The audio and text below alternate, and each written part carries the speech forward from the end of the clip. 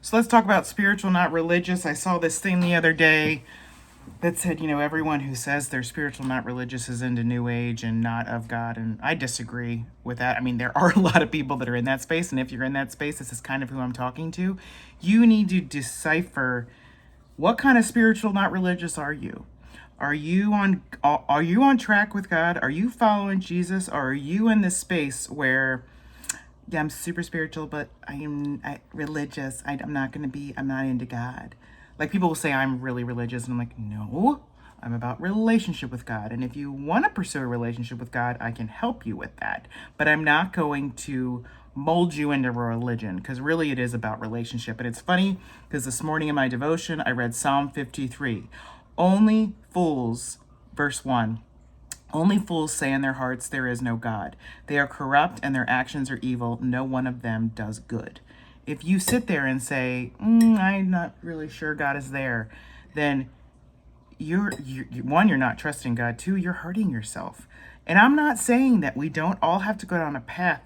Many of us have to go down, especially if you've been through trauma, especially if the religion you grew up with didn't work. You have to question God. You got to go down a different path. But eventually you got to get to the place where it's like, okay, this is not satisfying my deepest longing in my soul. This is not giving me the peace that I need. I know when I was in recovery and I was reading all these self-help books and I was into new age, I got trained as a life coach with a lot of new age stuff. And the more I pursued God, the harder my heart, the more my heart wasn't tracking with it. It was like, no, we are of God. No, we are not of self. So the verse I shared in my reel was John 14:27, New Living Translation.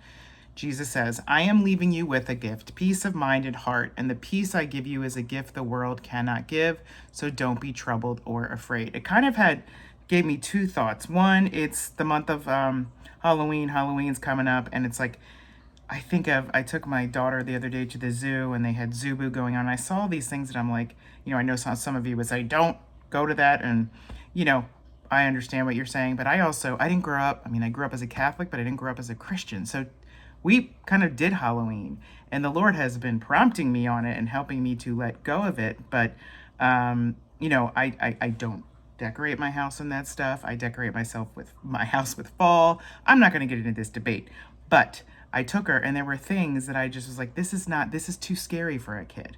And I think about, if you're watching horror movies, why are you exposing yourself to things that don't give you peace? You wonder why you have nightmares? You are exposing yourself to things that are not of God. It just isn't going to work for you. So that brings me to Romans 12:2. One of my favorite verses that really helped me renew my mind, because my mind, I was so stuck in my mind, which I think so many of us can do. That's what self-help sometimes does, is it pushes us further into our heads. And I am all about, self-assessment, but it is not all about me.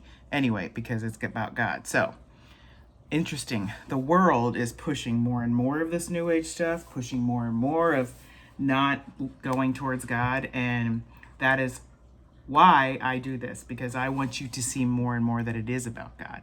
Romans 12:2, New Living Translation says, don't copy the behavior and customs of this world, but let God transform you into a new person by changing the way you think. Then you will learn to know God's will for you, which is good and pleasing and perfect.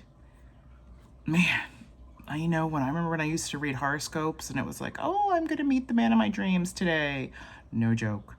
A lot. I used to do it a lot. And the Lord really had to deliver me from that. I was seeking things from horoscopes, and that is not where you are going to find divine direction. You may think you are, but it is not the Spirit of God. And one more thing I want to share is Paul, when he wrote to the Corinthians in 1 Corinthians 2. He said, and so it was with me. This is New International Version. When I came to you, I did not come with eloquence or human wisdom as I proclaimed to you the testimony about God. For I resolved to know nothing while I was with you except Jesus Christ and him crucified.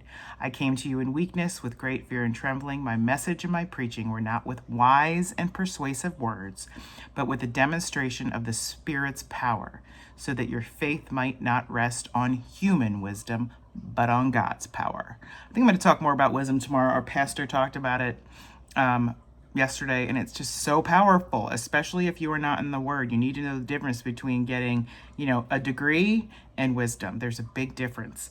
But I love the how Paul is, he says, with great fear and trembling. He has fear of God, not fear of man. I come to you because it's the Spirit of God working through me. It's not, my wisdom and my persuasive words.